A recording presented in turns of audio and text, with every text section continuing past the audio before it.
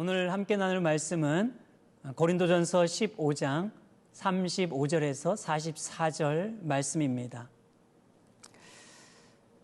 누가 묻기를 죽은 자들이 어떻게 다시 살아나며 어떠한 몸으로 오느냐 하리니, 어리석은 자여, 내가 뿌리는 씨가 죽지 않으면 살아나지 못하겠고, 또 내가 뿌리는 것은 장래 형체를 뿌리는 것이 아니요 다만 밀이나 다른 것의 알맹이 뿐이로되, 하나님이 그 뜻대로 그에게 형체를 주시되 각 종자에게 그 형체를 주시느니라.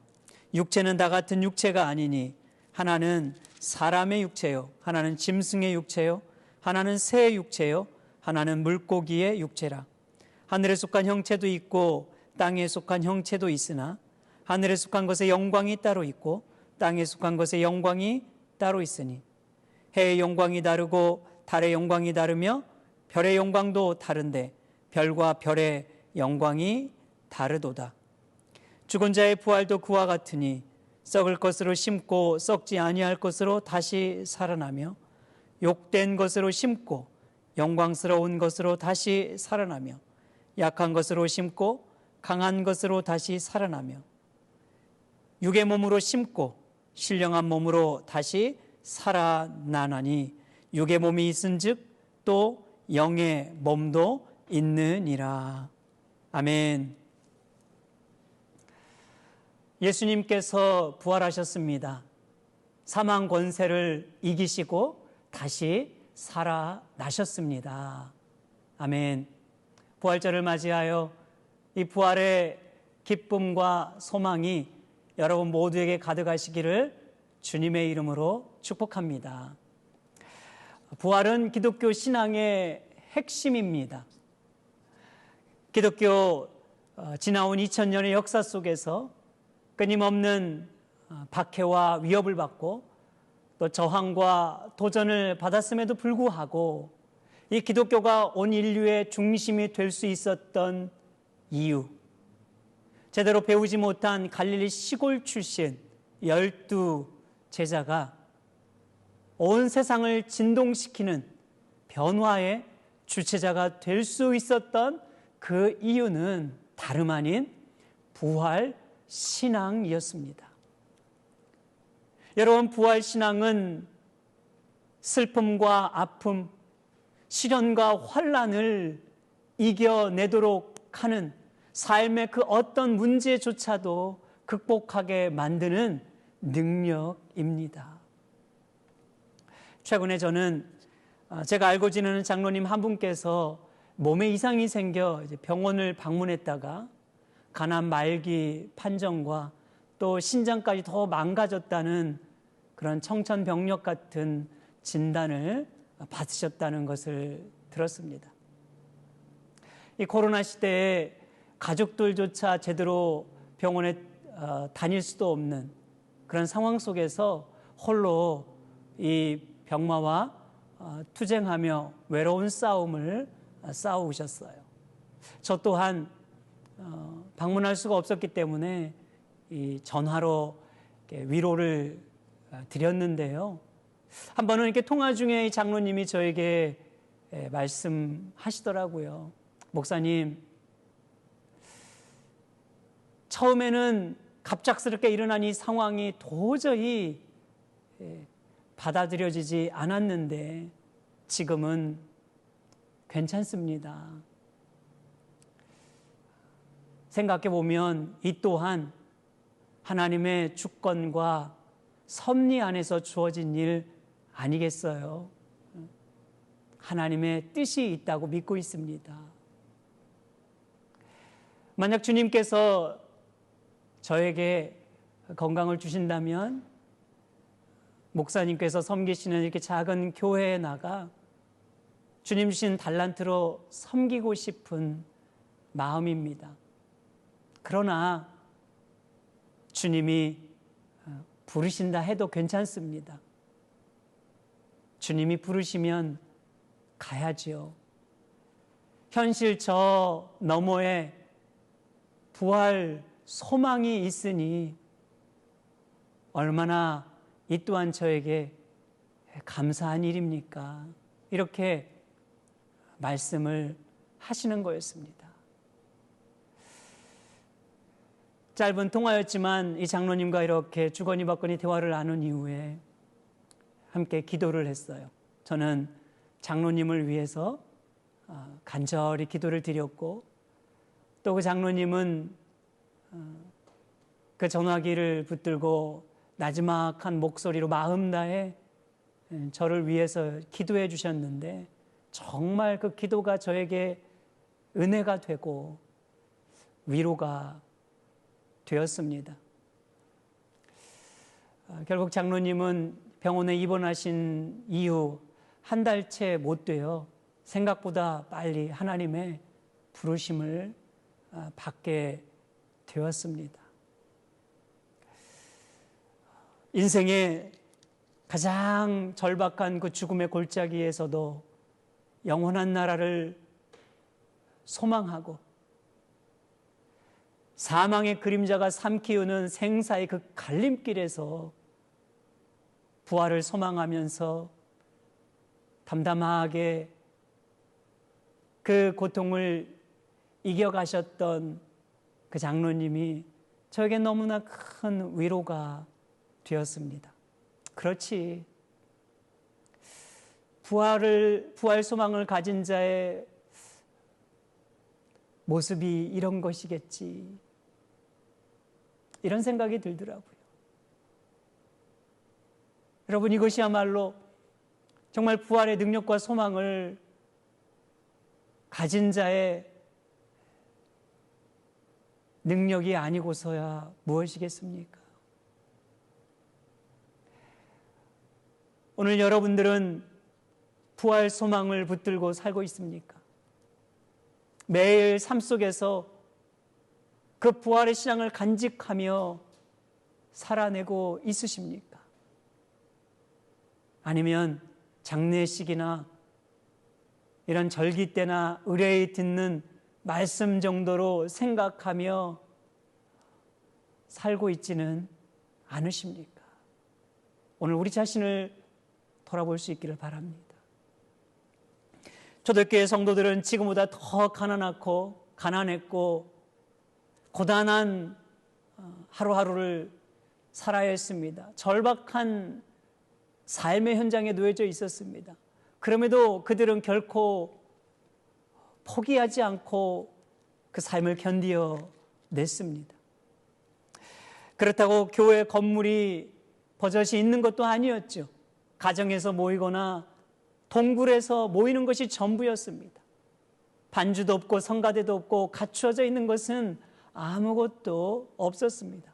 때때로 소리조차 제대로 내지 못한 채 침묵하며 예배를 드리는 것이 전부였어요. 그럼에도 그들은 예배를 사모했고 교회를 사랑했습니다.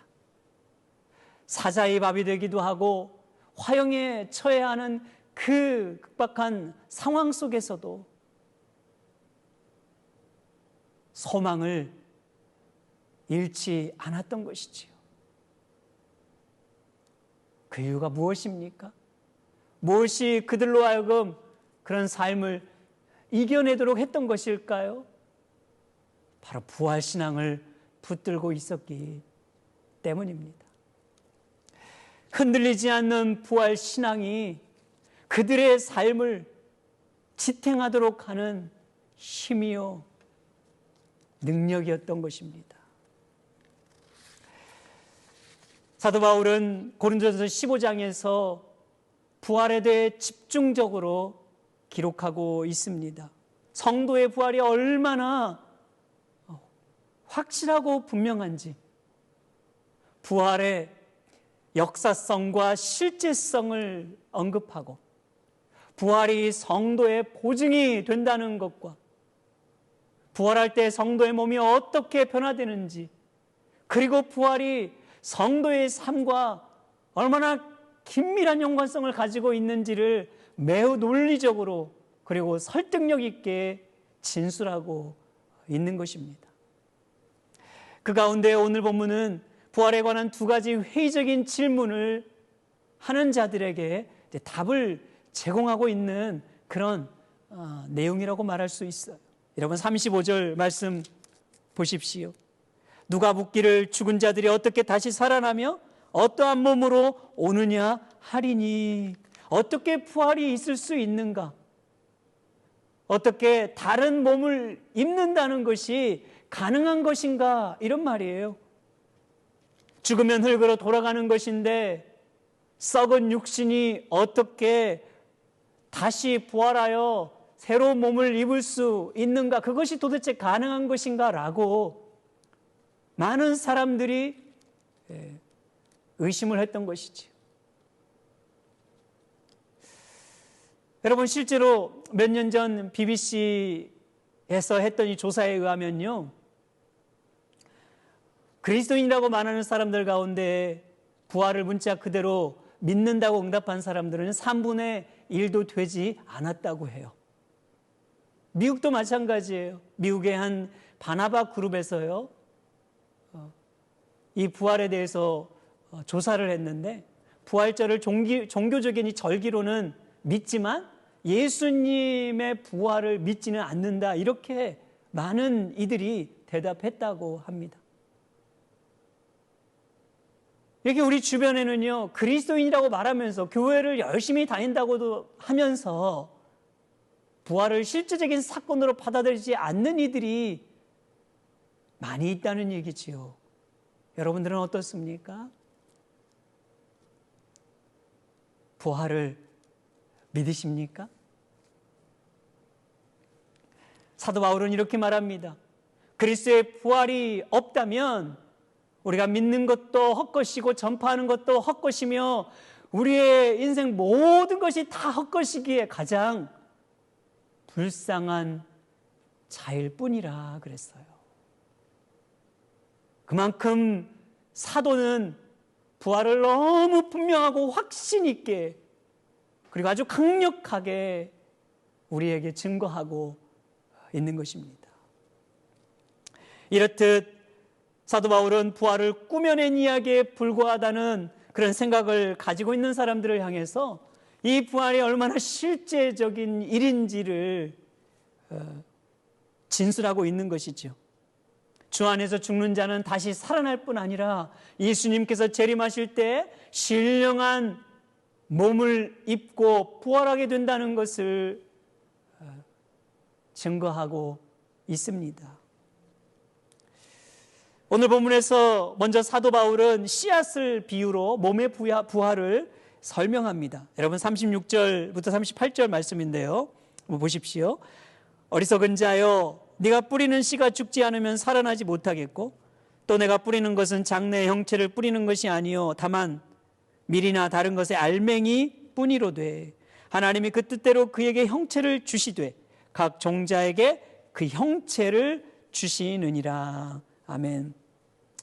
여러분, 씨가 땅에서 심겨져 죽어야 생명싸개가 트고 열매를 맺을 수 있듯이 바로 이 육체도요, 죽음을 통해서 새로운 형체를 입을 수 있다는 이야기를 이렇게 비유로 말하는 거죠.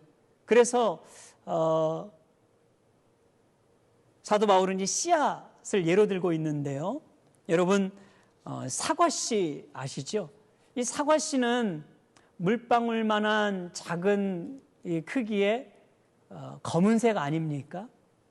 그런데 이 작은 사과씨가 자라서 열매를 맺으면 어떤 모양이 되나요? 동그라니 공 모양의 그 붉은색과 녹색의 사과를 주렁주렁 열매 맺지 않습니까? 처음 심겨졌던 이 물방울 모양의 작은 씨앗과 너무나 다른, 전혀 다른 사과 열매를 맺게 되는 거죠. 고운 빛깔이 나고 정말 먹음직스러운 그런 사과 열매를 맺더라는 거예요. 여러분, 이처럼 사과 씨앗이 결국 전혀 다른 사과 열매를 맺듯이 예수 그리스도 안에서 죽는 자는 이 세상에 사는 동안 가졌던 육신과 비교할 수 없는 전혀 다른 새로운 몸을 입게 된다는 것이지요. 부활할 때. 이어서 사도 바울은 이제 부활체의 근본적인 변화를 좀 더 다른 차원의 이야기로 논증해 가고 있습니다. 그것이 39절부터 이제 41절까지 말씀인데요. 여러분 또 보시길 바랍니다. 육체는 다 같은 육체가 아니니 하나는 사람의 육체요, 하나는 짐승의 육체요, 하나는 새의 육체요, 하나는 물고기의 육체라. 하늘에 속한 형체도 있고 땅에 속한 형체도 있으나 하늘에 속한 것의 영광이 따로 있고 땅에 속한 것의 영광이 따로 있으니 해의 영광이 다르고 달의 영광이 다르며 별의 영광도 다른데 별과 별의 영광이 다르더라. 아멘. 자, 땅에 있는 모든 존재를 말하면서 사람 혹은 동물, 새, 물고기 이런 것들이 다 형체가 다르다는 거죠. 또 하늘에 있는 것들, 그죠? 해, 달, 별도 그 형체가 같지 않다는 거예요. 하나님께서 각자 독특한 존재로 디자인해 주셨기 때문입니다. 자, 하늘에 속한 것의 몸과, 그죠? 땅에 속한 것의 몸이 다르고, 하늘에 속한 것의 그 몸의 영광과 땅에 속한 것의 몸의 영광이 다르듯이 그래요. 땅에 속하여 살던 우리의 몸의 영광과 죽어 부활한 이후의 몸의 영광도 같을 수 없다는 얘기지요. 다르다는 거예요. 그 이야기를 이렇게 말해주고 있는 겁니다. 그러면 우리 이런 생각이 들죠. 뭐 어떻게 다른가? 이 땅에 살아가는 우리의 육신의 몸과 부활한 우리의 몸이 도대체 어떻게 다를 수 있는 것일까? 우리는 이것을요, 부활하신 예수님의 몸을 통해서 확인해 볼 수가 있습니다.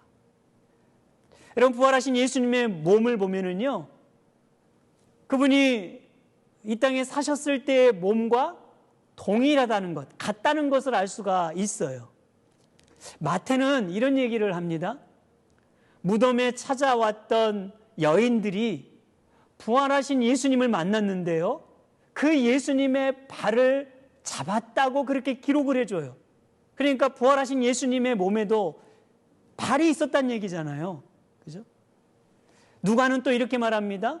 부활하신 예수님께서 제자들과 함께 음식을 먹으셨다고 이야기해요. 부활하신 몸인데도 음식을 먹을 수 있는 몸이었단 말이죠. 그죠? 자, 그런 반면 다른 점도 이야기합니다. 요한복음에서 부활하신 예수님이 문이 닫혀 있는 상태에서 제자들이 모여 있는 방 문을 통과하여 들어가셨다 이렇게 말해요. 문이 닫혀 있는데요, 문을 열지 않고 통과하신 거예요. 이건 참으로 초월적인 일이죠. 신비로운 일입니다. 그런가 하면 누가는 엠마오로 가는 그 두 제자들과 함께 예수님이 동행하다가 갑자기 사라지셨다고도 그렇게 말해주고 있어요. 무슨 말입니까? 예수님이 부활하신 몸은요, 시간과 공간을 초월하는, 제한을 받지 않는 그런 신비로운 몸이었다고 말해주고 있는 거예요.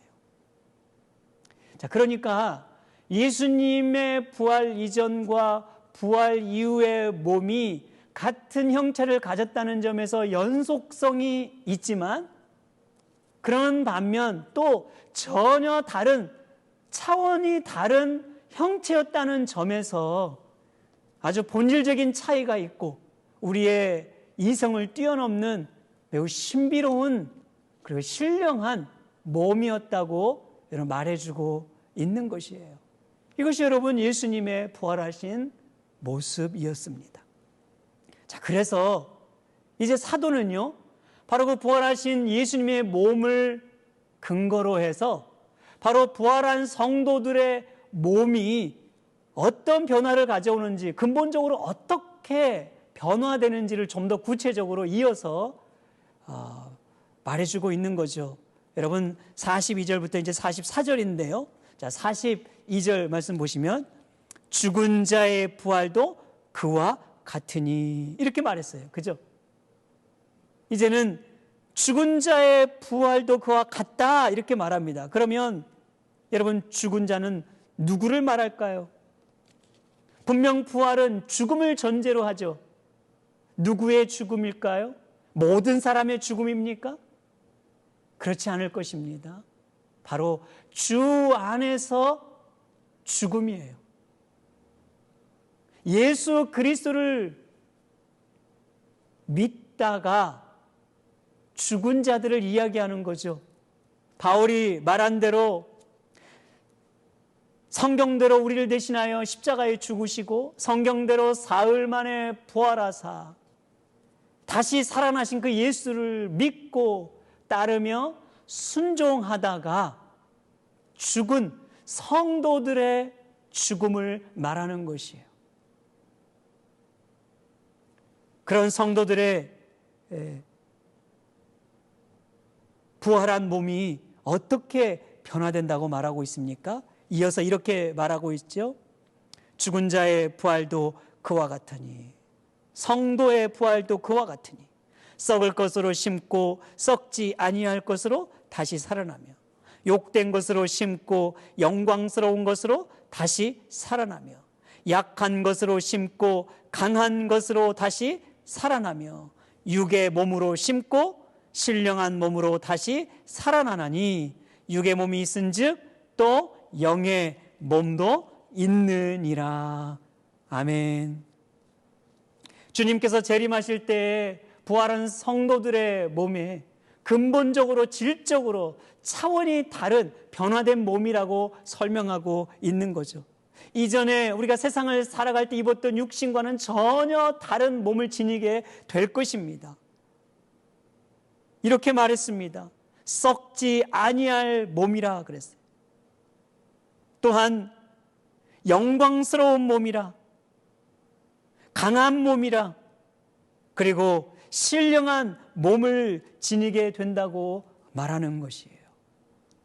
여러분, 오늘 우리가 부활할 때 이러한 몸을 입게 된다는 것입니다. 썩지 않는 몸이에요. 쇠하지 않는, 사라지지 않는, 상처나지 않는, 고통을 느끼지 않는 강한 몸이에요. 영광스러운 몸입니다. 그리고 그 몸을 신령한 몸이라 이렇게 말했어요. 신령한 몸이라. 그러니까 부활의 몸을 입은 자들은 더 이상 죽음을 두려워할 필요가 없습니다. 지금처럼 전염병이나 질병 때문에 고통받을 이유도 없는 것이죠. 늙는다는 두려움도 없고 먹고 사는 것 때문에 걱정하고 염려할 이유도 없습니다. 더 이상 사랑하는 사람을 잃어버리는 슬픔을 겪지도 않는다는 말이에요. 왜 그렇습니까?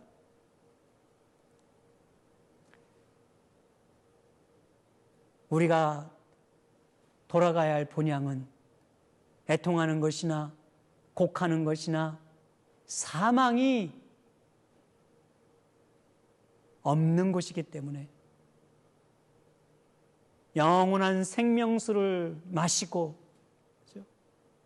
신랑 되신 예수님과 함께 영원토록 천국의 기쁨을 누릴 수 있는 곳이기 때문입니다.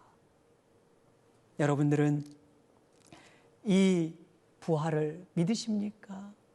이 부활을 여러분 소망하고 있습니까? 사도 바울은 고린도전서 15장 51절과 52절에서 이렇게 말했습니다.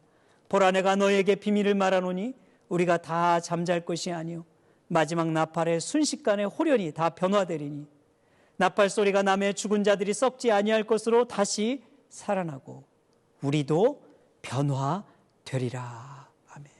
순식간에 홀연히 변화된다고 말합니다. 썩지 아니할 것으로 다시 살아나고 변화될 것이라고 그렇게 말하고 있어요. 이것이 바로 성도가 붙들어야 할 부활의 소망인 줄 믿습니다.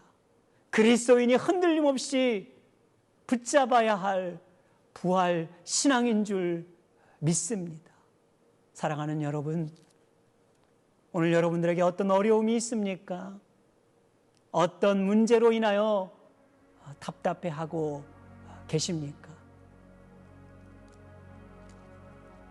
오늘 주님이 우리에게 말씀하신 이 부활신앙을 더 확고히 흔들림 없이 붙들 수 있기를 바랍니다.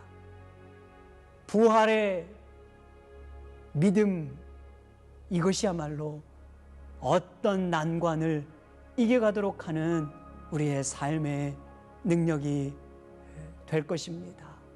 이 코로나 시대에도 여러분 여전히 우리에게 가야 할 길이 있지만 이 부활의 소망 붙들고 하루하루 승리하시는 저와 여러분 됩시다. 기도하겠습니다. 하나님 아버지, 우리 모두가 다 어려운 시기를 지나고 있습니다. 힘든 시기를 지나고 있습니다. 이때 우리 초대교회 믿음의 선조들이 붙들었던, 우리 신앙의 선조들이 붙들었던 이 부활의 신앙을 더 흔들림 없이 확고히 붙들게 하여 주시옵소서. 우리 사랑하는 모든 성도님들이, 그리스도를 믿는 자들이 부활의 소망과 이 신앙으로 삶을 넉넉히 이겨갈 수 있도록 함께하여 주시옵소서. 우리 구주 예수님의 이름으로 기도하옵나이다. 아멘.